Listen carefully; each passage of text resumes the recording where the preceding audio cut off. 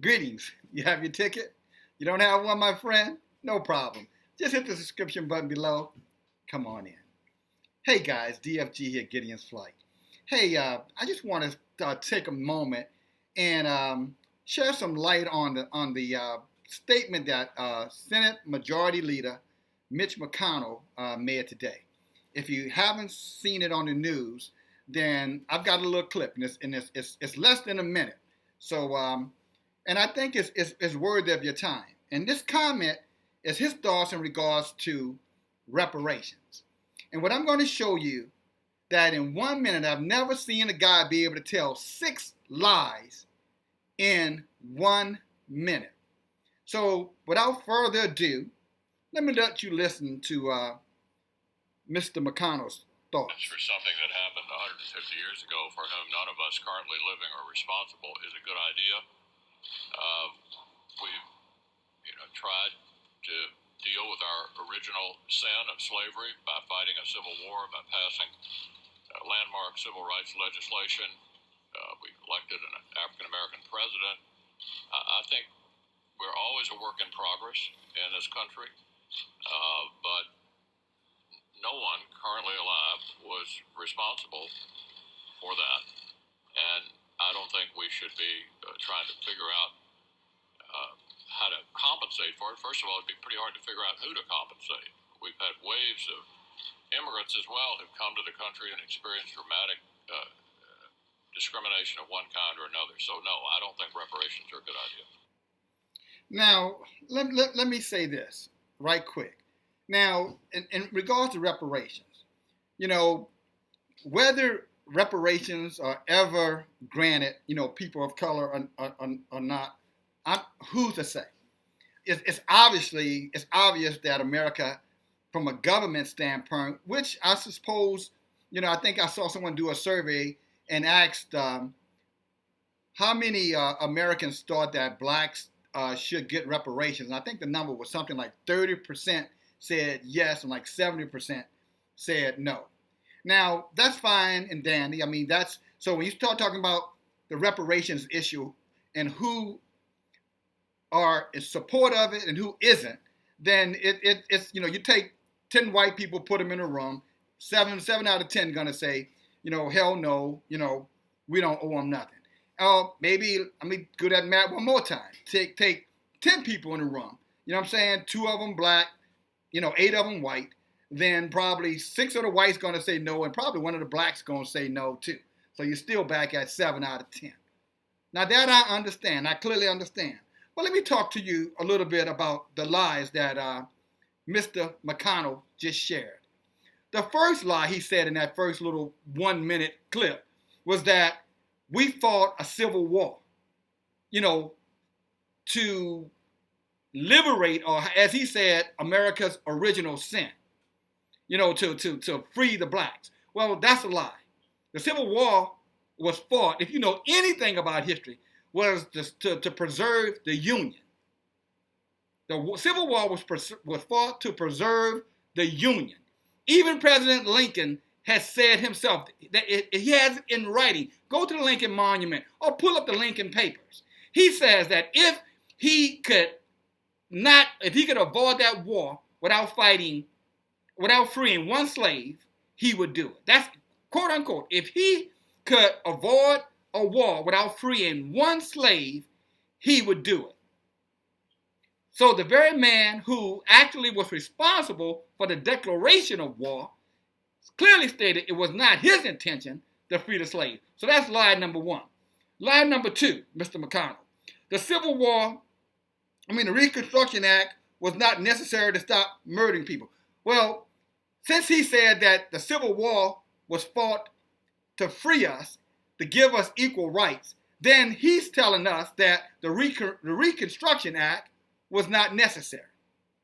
And what was the Reconstruction Act? The Reconstruction Act was put in place around by 1868, 1869, because in the southern states, they were trying to reinstitute slavery.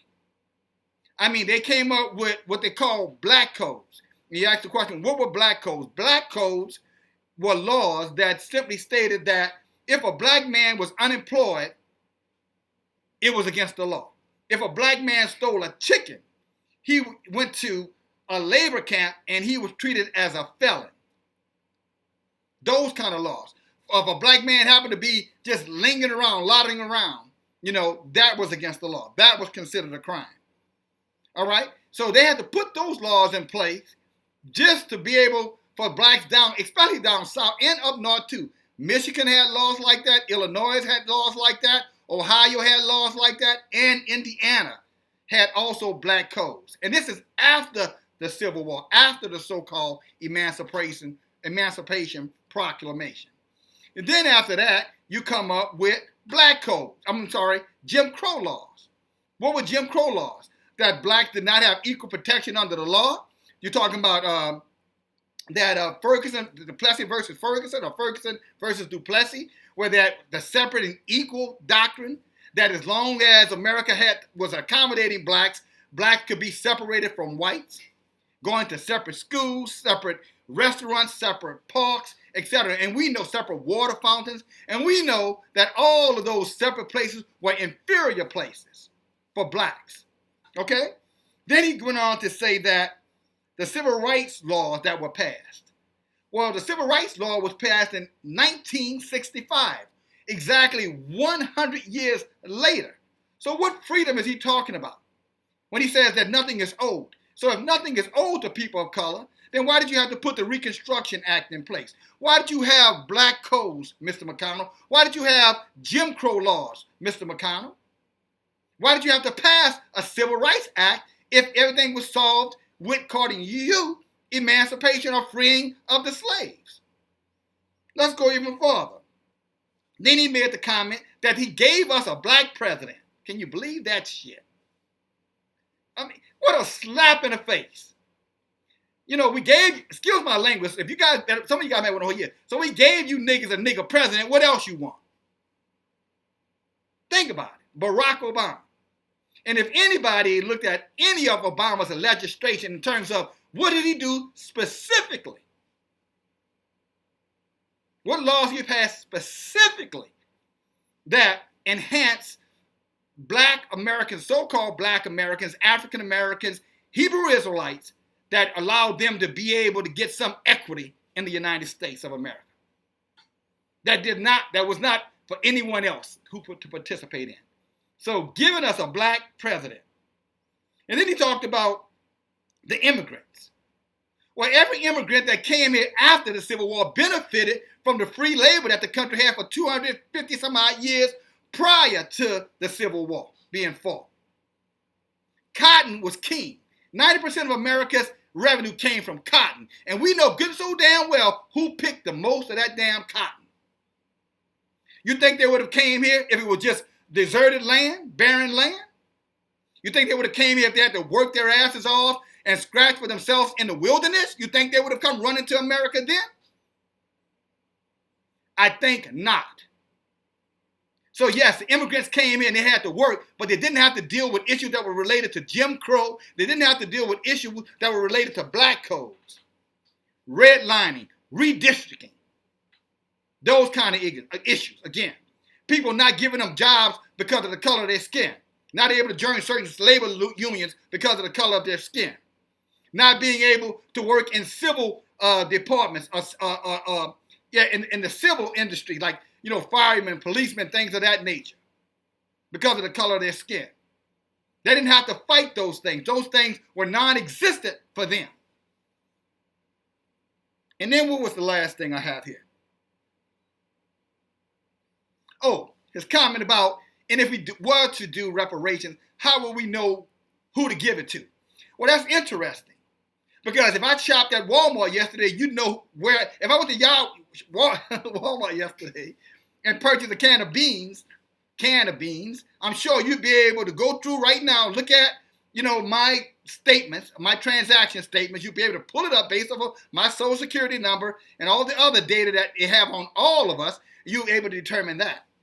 But somehow you want us to believe that you're not able to determine who were descendants of slaves here in America. Surely if you don't want to put any effort to it, and I think I gave you 6, so count them off. I should have kept counting, but I think he got the gist of it. And a 1 minute period told those kind of lies. And he ought to be ashamed of himself. And when you start talking about reparations, is it just or is it not just? This is not about whether or not, first of all, blacks are not, so-called black people are not going to get on their knees, nor we're on our knees begging you for anything. Mr. McConnell and all of you 70% of Americans who think that somehow or another, all these benefits and privileges that were passed down to you generation after generation, that somehow we deserve nothing when we receive nothing for all of that effort, all of that hard work. So your ancestors mattered because you're benefiting from the things that they had access to. But our ancestors does not matter because we don't have a right to request, to ask, or to expect just compensation for the things that our ancestors did. Yes, righteously. You guys are a special breed of people. A special breed of people. But when you look at reparations, it was okay to do reparations for the Japanese who were put in internment camps in 1940. It was okay to give reparations to the Jews who, by the way, were in concentration camps in Germany, in Europe, Poland, never here, but yet we, American citizens, are giving reparations to Jews and to Israel every single year. But, that doesn't matter. I mean, that's okay. I wonder how many, he said that all the people who had something to do with slavery are dead. Well, how many people are alive right now, Mr. McConnell, that has something to do with putting the Japanese in internment camps? How many people are alive today that has something to do with, the Holocaust in Germany, who are still alive today? That didn't seem to matter when you wanted to compensate them. So see, you make me think it has something to do with skin pigmentation, which I think you and I both know it has everything to do with that. And the last thing I'll say as I wrap this up, the reparations argument, that's not a new argument. Marcus Garvey was looking for reparations. And this Back to Africa movement, he wanted the United States to fund taking blacks who wanted to leave America and go to Africa. He wanted America to support that, to finance that. Elijah Muhammad, Malcolm X, reparations. They wanted the United States to give a part of the United States to people of color and finance and fund that until they could economically get independent of America. Martin Luther King talked about America owes a check to its people of color and that check was long overdue. So even Martin Luther King talked about reparations. And now today, the people in this time, young and aged, are talking reparations. So it's not a new conversation. And you haven't fulfilled any of them. If you want to say those people were dead and gone today, were they dead and gone in the early 1900s? Or in the 1930s? Talking about Marcus Garvey. I'm talking about, again, Elijah Muhammad. The 1950s and 60s, talking about Martin Luther King and those guys. Were those people dead then? So if you're out, these people are dead and gone now? That's just a convenient excuse for you. And for all of those who support you, that's just your convenient excuse by justifying, rationalizing. You always find a way to put, ribbons on your lies. You've always done that. You're known for that. That our native ancestors, Aboriginal Hebrew Israelite, so-called copper-colored people here in America, always said that the Europeans came here and spoke with a forked tongue. A fork, two prongs. They say one thing and they do something different. So shame on you, Mitch McConnell, and anybody else who supports his argument today. It's bullshit, it's unjust, it's ridiculous, and quite frankly, it's child's play. And you're dealing with adults now, brothers. So you better get used to it because we aren't going anywhere. Knowledge is power. Peace. Talk to you guys later.